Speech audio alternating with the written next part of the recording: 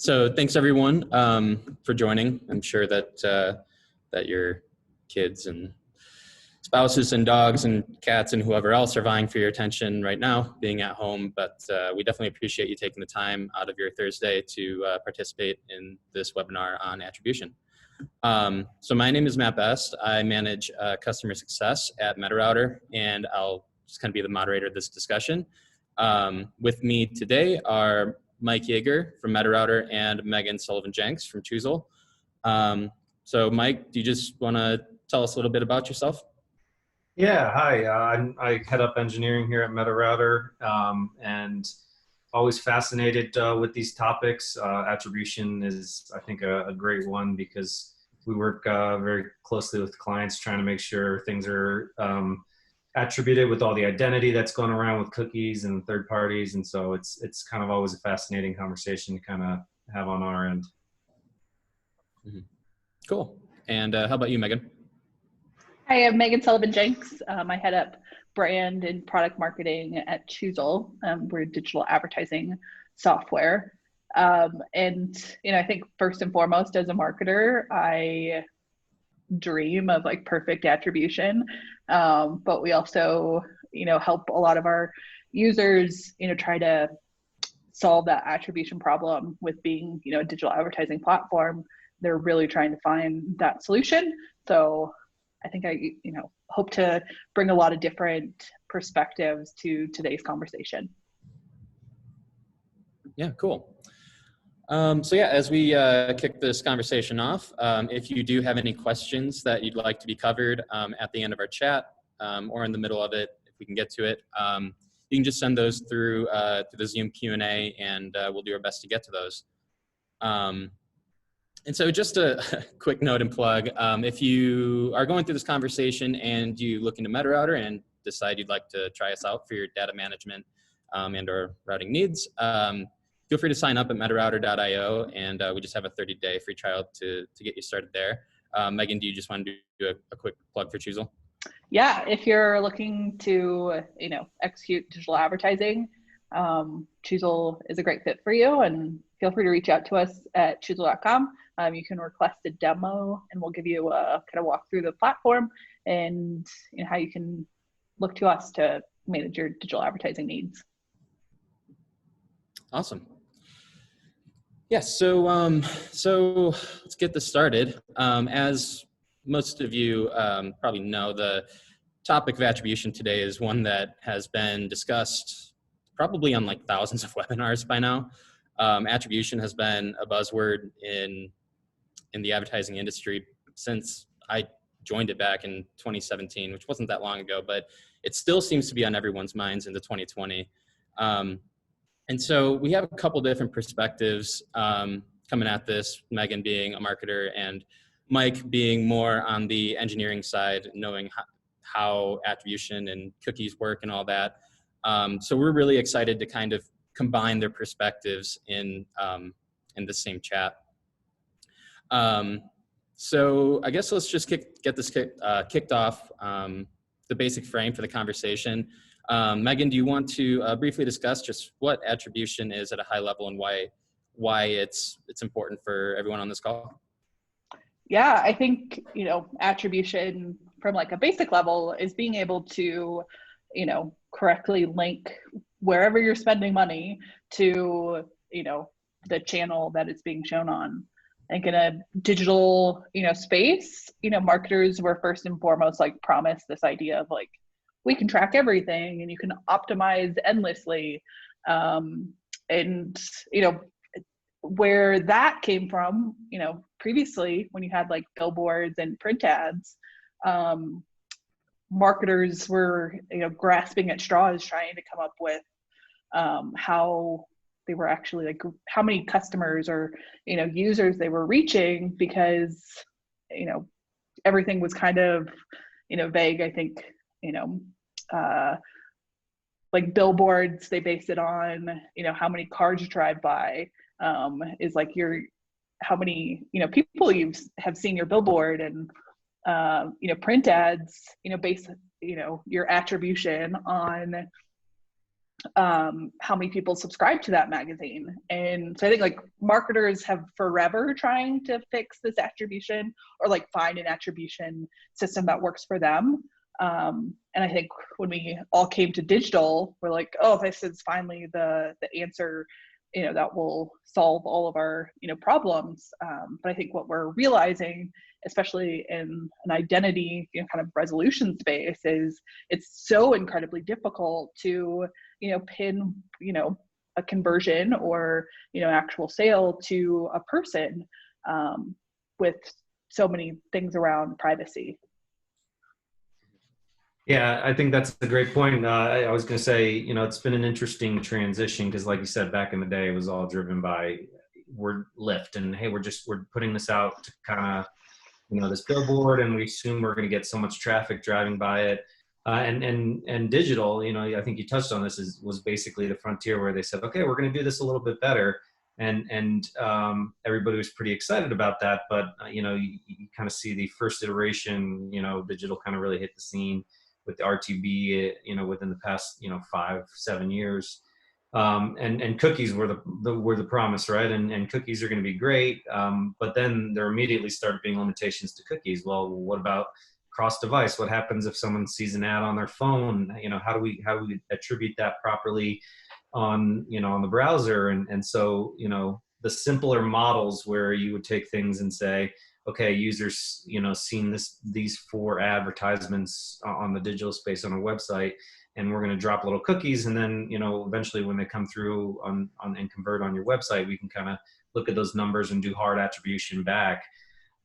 You know, that's a bit simplistic for the larger picture here, which is essentially this cross-channel attribution that people are really looking to achieve, whether that's cross-device, maybe whether that's family. You know, there's a lot of different ways this is going right now. Or even, you know, in store with sort of like geolocation and geofencing that we're seeing as sort of methods to supplement kind of attribution. It's kind of opened up Pandora's box definitely a bit. And then I think, you know, it's definitely good to layer on sort of the, you know, privacy aspects of it, because that's a really important part of this conversation is going forward. How do you get the most out of your attribution while also sort of, you know, making sure you're definitely respecting people's rights, because that's become, you know, the forefront of the conversation in the past couple of years, especially here with CCPA now. Yeah. So let's just back up for a second and kind of just discuss why cookies are so important to the conversation. Do you just want to give a high level overview of that? Yeah, absolutely. So, you know, when real-time bidding kind of hit the scene, and all digital advertising for that use case, you know, the idea is essentially you're showing these ads to these users on browsers. And so every time the user would see an ad, you can drop a little cookie that basically says, hey, you know, this user's seen this ad at this time. Let's go ahead and make a little log here and say that this is a user we've seen and they've seen this ad. And then what happens is, as the DSP side of things set up, these companies started getting a larger and larger footprint. They were able to kind of see these users across their internet journey. So you're able to start seeing, okay, you know, a user came and landed on my site and then left, and so we started a retargeting campaign. And then they went to you know, phishing blog, and we showed them an ad there, and then finally they came back and they were able to convert. And so you're able to, the cookies kind of empower the marketer to kind of start to see this journey across kind of multiple stages, limited within one browser. Because if you're switching browsers, then obviously your cookies are gone, and so you sort of have no visibility into that. But with that, it's a very powerful tool of essentially seeing a user's journey across a website. The question then becomes, once you kind of get back and you have that point of conversion, how do you want to look at that journey? You know, I think Megan's always touched on sort of the marketing funnel and how important this is in the conversation. Is, you know, was it the first ad that they saw? Was it the second ad that they saw? Was it the ad that they clicked to go to your website the first time? And many people have kind of set up sort of rules on how they're going to count attributions from this whole user journey. And I think Megan can kind of speak to you know, how marketers kind of look at this and say, hey, there might be different models that fit for you. how you kind of want to use this. Yeah, I think, I guess the most important thing to realize is, a purchase, cycle or journey is never really linear.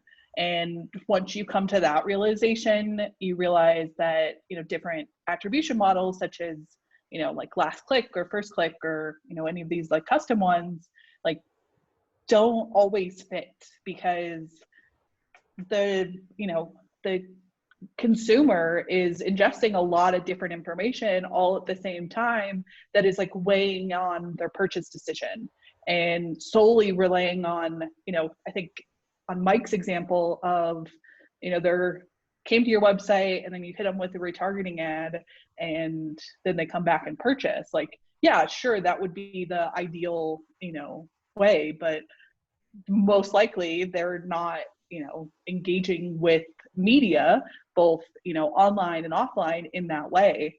And there's a lot of different things, coming at them. So, marketers first have to figure out like what is, in an ideal world, like what is that journey and what does their marketing funnel look like, in order to say, okay, how we're going to do targeting, as well as, how much weight are we going to put into, different, I guess, like conversions or click-throughs. But I think what's important to remember is like the marketing funnel in itself is, intended to be like kind of forcing you to, make a play.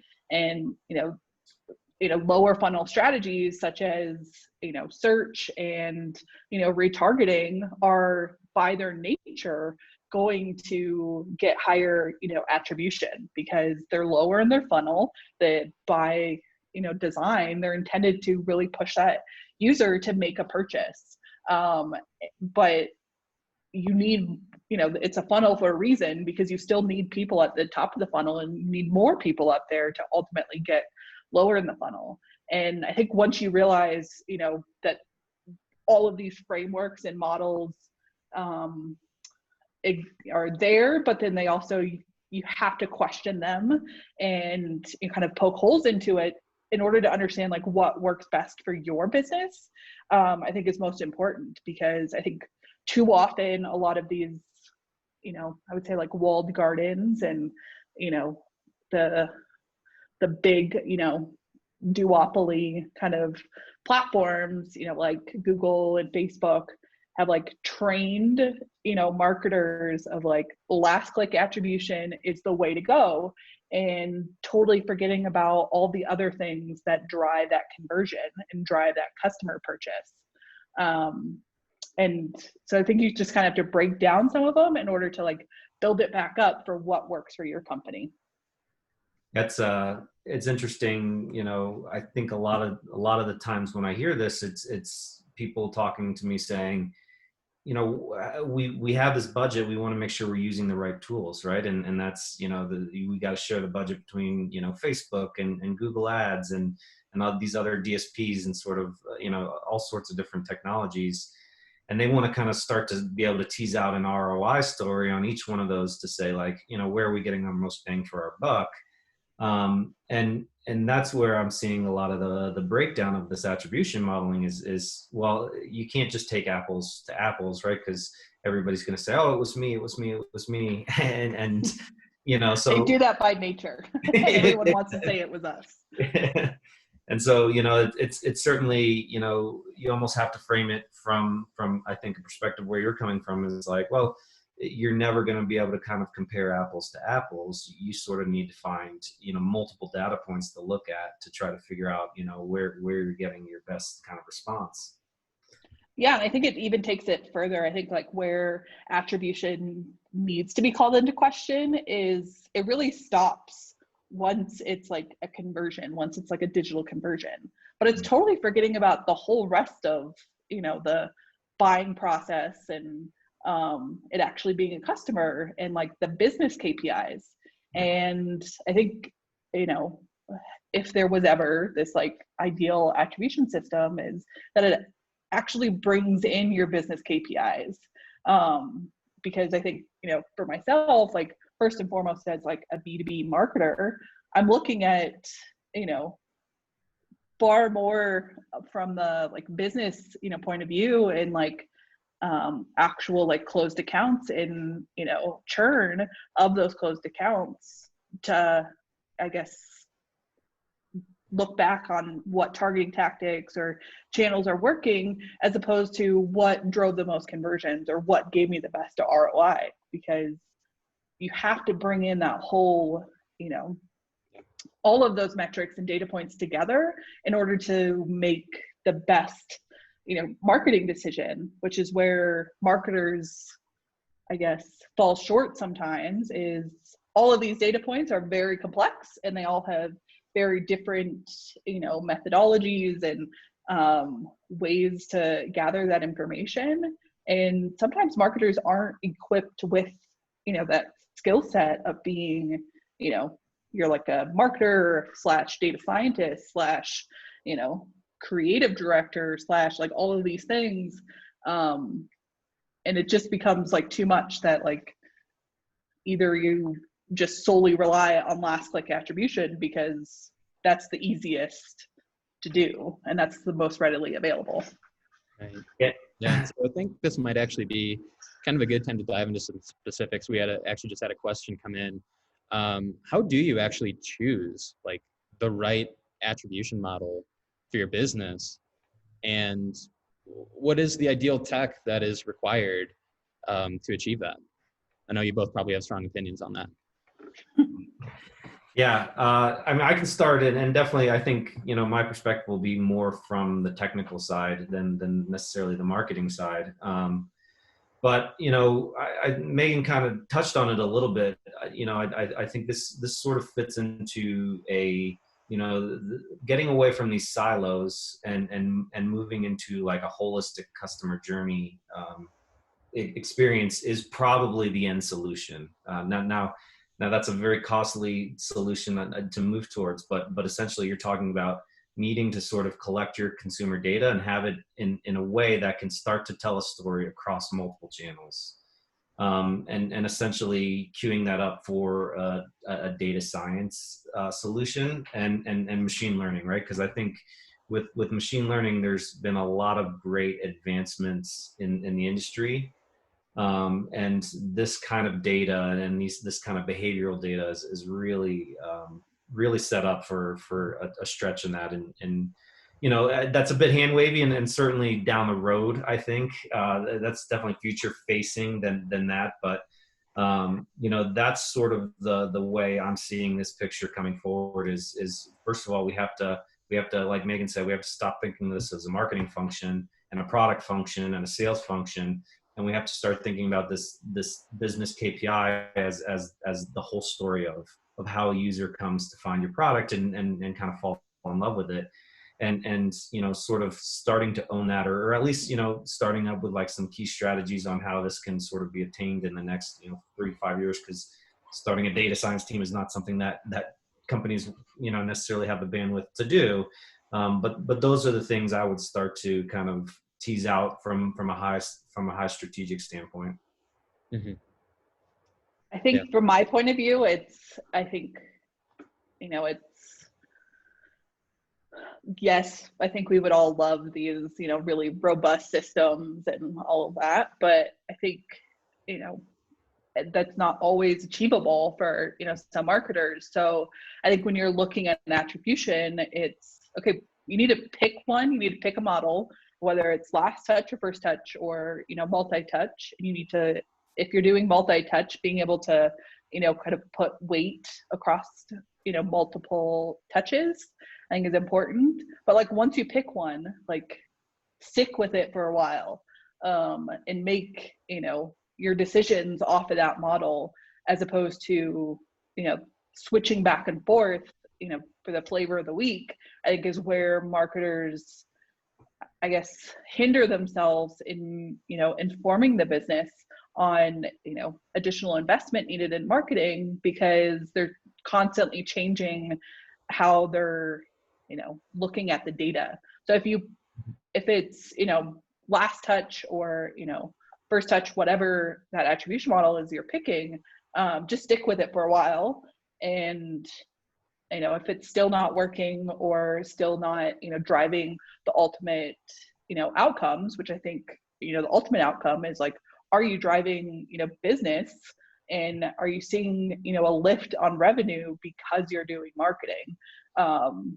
Yes, that's a little hard to tie back directly, but it's, that's ultimately what the business is going to look at. And if you can't, point to that direction, then, it doesn't matter what attribution model you use. The business isn't bought into, the marketing efforts that you are doing. Yeah, and maybe I can give a non $5 million initiative idea here. I think it starts with understanding how this technology works and how people are doing that attribution for you, right? And I think informing yourself and asking the questions is certainly a good start towards deciding how serious you're going to take someone's attribution data, because in a lot of cases, like Megan pointed out, it'd be nice if we had this full story, but we're relying on tools to kind of give us this information. And a lot of these tools are like Megan said, they're always going to raise their hand and said, hey, I'm the best, use us. I think starting to ask the tough questions of, are you doing cross-device?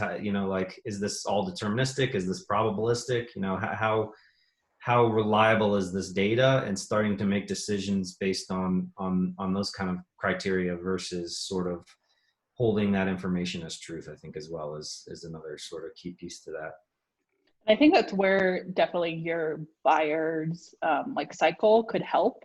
In a B2B space, like a lot of what we're optimizing towards is, purely desktop. So I don't have to worry too much about, mobile attribution and cross-device. But if I was a consumer brand, like that is very much the reality of what you have to deal with. And, then you would want to look at, more of that multi-touch attribution, because you're never going to get a perfect, view of like that whole consumer journey. But could you get, put different weights on, if they're on a desktop versus mobile versus, like a connected TV device. Yeah. Mm-hmm. Yeah. So I think an interesting kind of point of all this, though, is there is kind of a constant that is required to make all of this work, and that is like the cookie or the identifier, right? And we see a lot of regulation coming through and kind of unilateral decisions just coming from the likes of Google that are going to reshape the industry. A lot of people are kind of talking about like a post-cookie world, death of the third-party cookie, et cetera. Mike, do you want to give a little bit of color around some of the issues there and how you kind of see this evolving over the next year or two? Yeah, so first of all, I think the cookie is a tool towards attribution versus, the attribution's going to go away. And I think, that's a really important point is, cookies kind of came on the scene and really piggybacked on a technology that was implemented in browsers for a totally different purpose. And so whenever those cookies kind of came on the scene, it was a really anonymous way to have a little piece of information that just said, here's somebody, and we can start to track their kind of behavior across the internet. I think what's happening is people have concerns about the privacy, and rightfully so, because you're seeing companies that are basically able to track your entire user browser history because they're on almost all the sites that you're on. And certainly that raises privacy concerns, as it should. And so I think where we will see this thing go is attribution as a story is not going to continue, is not going to go away. We're just going to start looking for other avenues at which to explore it. And you're already starting to see email. I think that's kind of a first kind of, it's always been around, email's always been around, but essentially, if you can't identify with cookies or attribute with cookies, how is your CRM? How's your first party data? How are you going to be able to identify these users a little bit better to kind of keep getting a quality score on your attribution?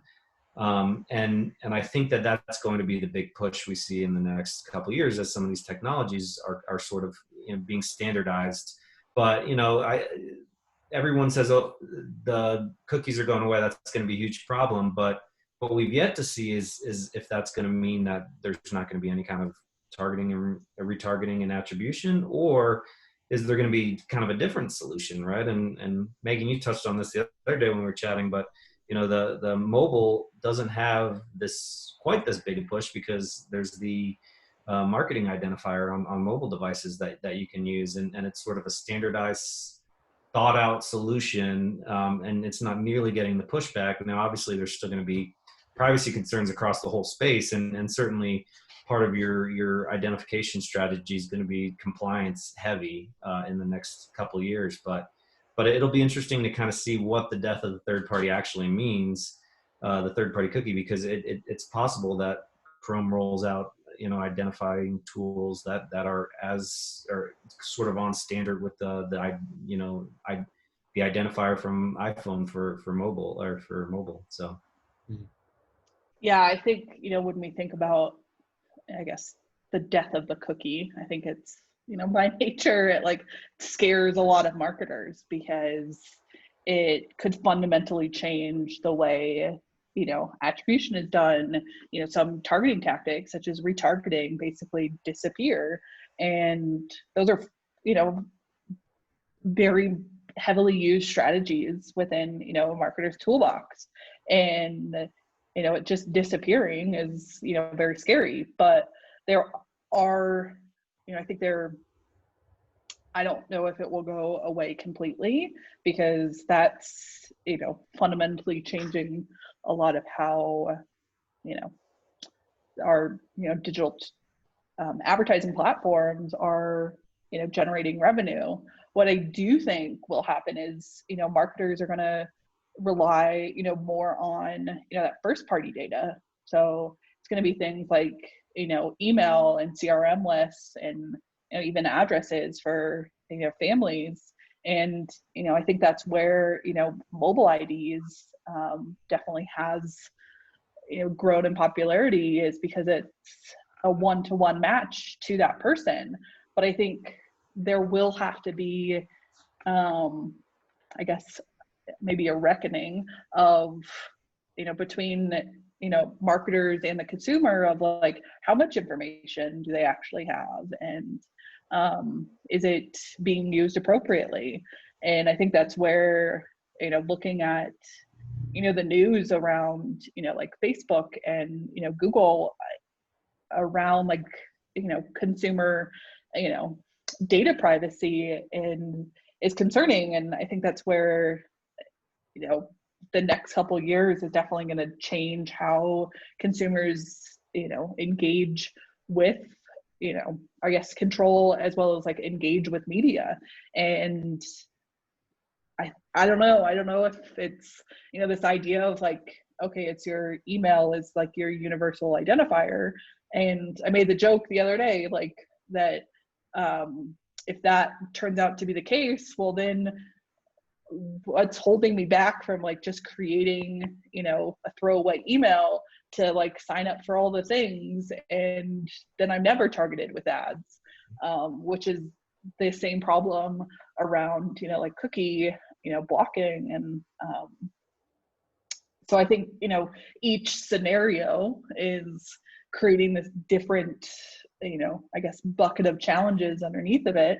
And as marketers, we kind of have to react to what's being changed in the marketplace, which isn't new. Like marketers, I feel like if you're a really good marketer, you're always learning, and you just have to adjust, you know, your strategies based on, you know, the toolkit that you have at that moment. And that toolkit is always going to change, whether you have cookies or you have email. You just have to adapt to it. Mm-hmm. I Do you think people can start kind of adapting like right now with the tools they have, or do you think that it kind of remains to be seen on what people need to do in order to kind of adapt to this new world? If I can, I'll just jump in because I think Yeah. something that actually triggered that thought for me is it's first party data, right? I think marketers thinking about your strategy as a marketer on how to collect and how to kind of procure first party data and doing it in a responsible way, because we have touched throughout on compliance. That's where people are going to really get themselves into trouble, is if you're collecting things ad hoc and not sort of setting a strategy up for how to get that information. But I think that's an immediate action item. I don't think that's the only action item I would take, but I certainly think trying to think about that from a marketing perspective on how to kind of create a rich and robust environment, and that perspective is going to be important. Yeah, and I think that's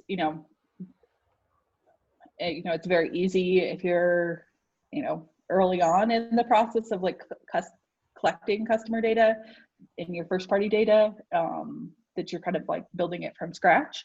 But if you're kind of like cleaning up a lot of systems, it's that much more challenging. But you kind of have to think about the consumer point of view first and foremost, and ensuring that you're kind of meeting all of those privacy compliance.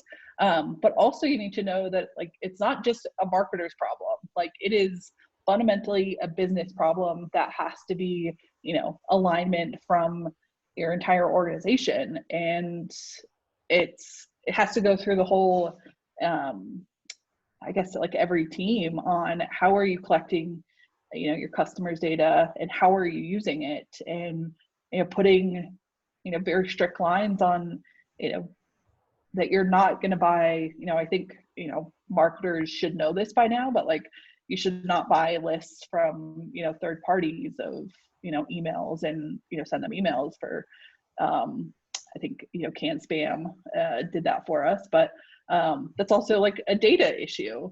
You can't just target those people just because you have their emails. So I think, like going back to like basics and making sure you understand the data that's coming into your organization, as well as how that data is being used, is super important for both marketers and businesses to understand. Yeah. Mm-hmm. Cool. Yeah, so we got about 10 minutes here, so we did want to open this up for Q&A. It looks like we have a couple questions that have come in.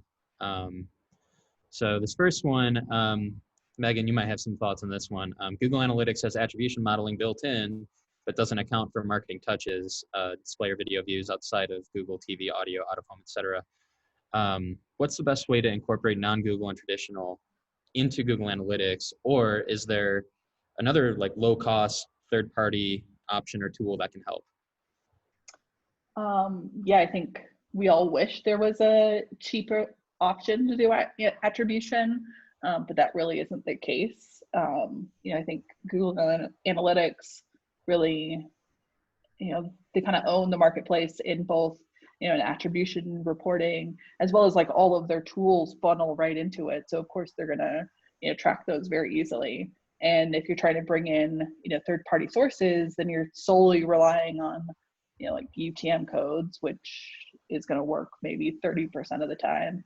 So I think it's, there are some tools out there, but it's really kind of bringing together like all of the systems and then looking at, like a third-party reporting tool that can kind of bring all of them together.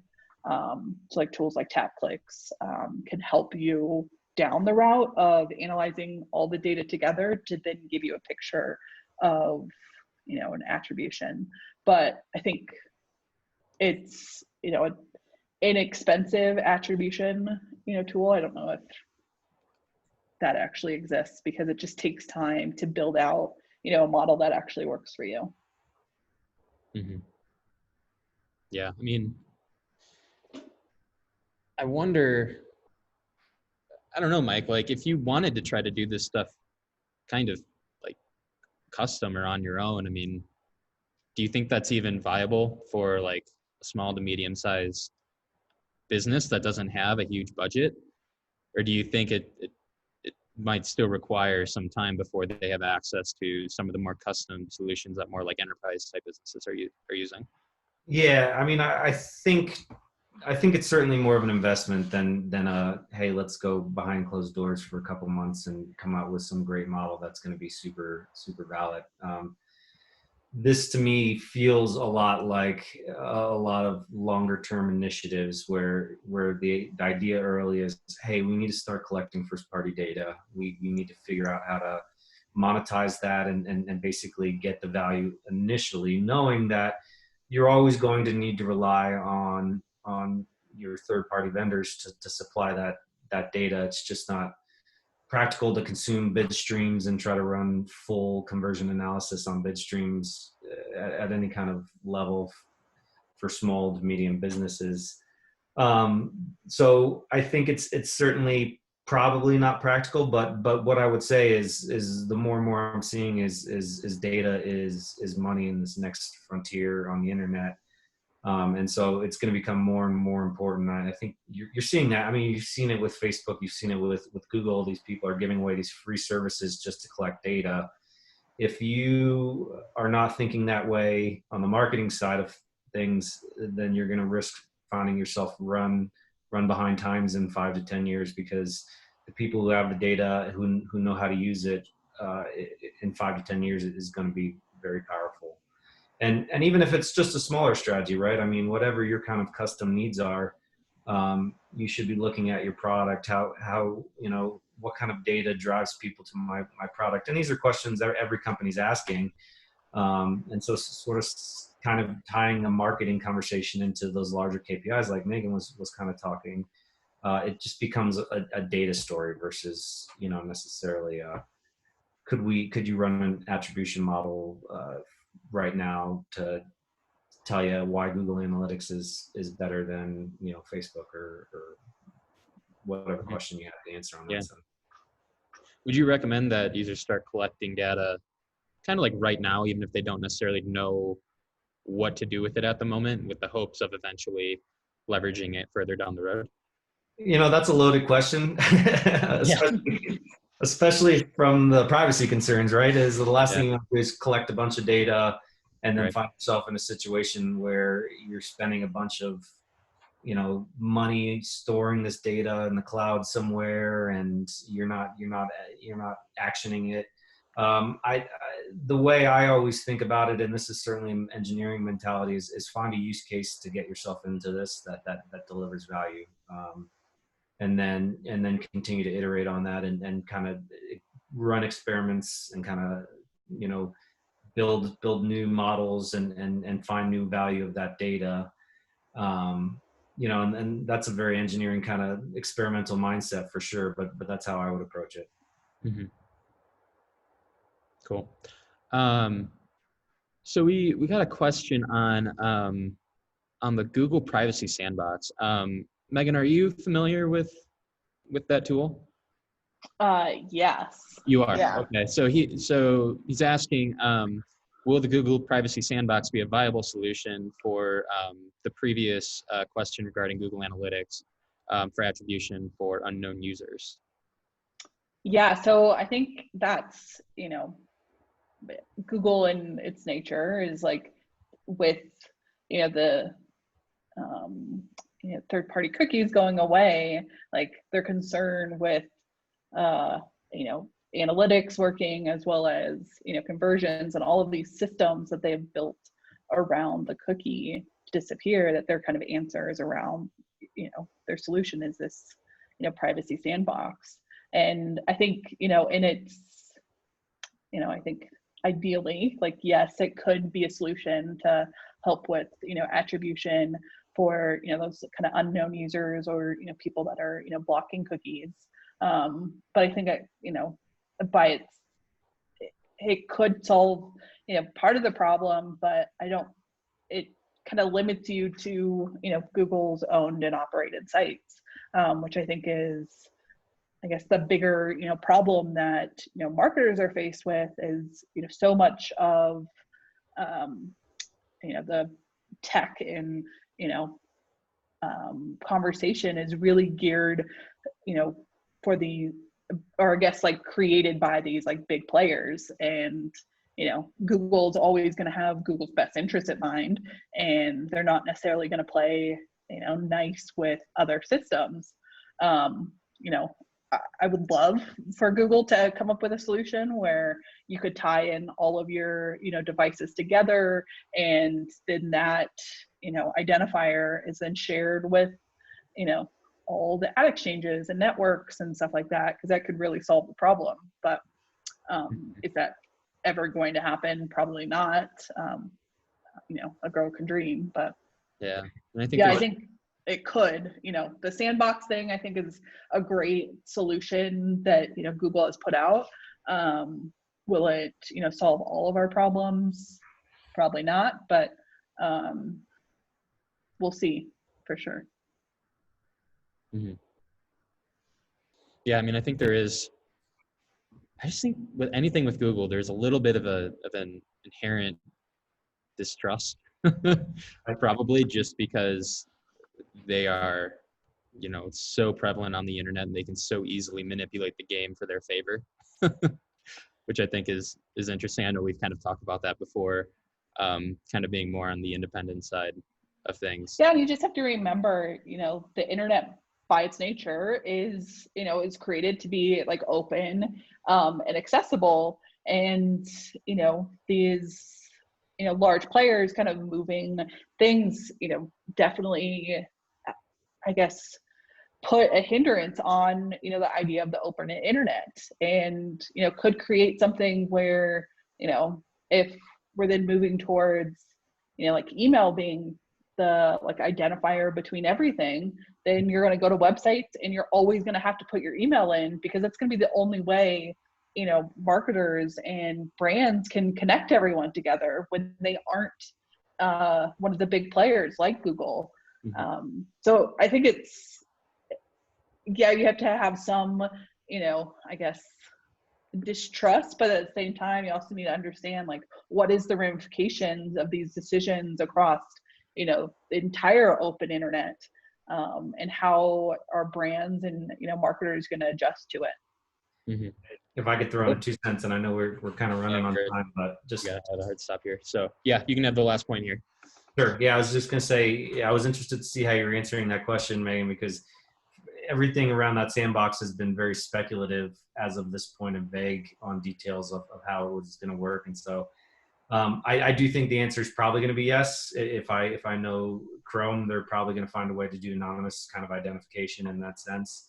But I think the other thing people need to be asking themselves too is we're seeing an erosion of Chrome being the dominant browser, and I think that's worth taking into consideration as well. You're seeing privacy-forward browsers like Braves and some of the Brave, and some of these other ones that are starting to come out and starting to gain a little bit of traction. So it'll be interesting to kind of see that dynamic going forward as well. That could be an interesting thing to play out in the next year. Yeah. Awesome. Well, I think this was a great chat. Hopefully the audience learned something today. I'm sure you can, if you have any further questions, you could always reach out to one of us if you wanted our perspective on anything. But I believe we'll be sending out this webinar, a recorded version of this webinar via email. So look for that. Otherwise, yeah, thank you so much for joining, and enjoy the rest of your Thursday. Thank you. Thank you. Yep. See you guys.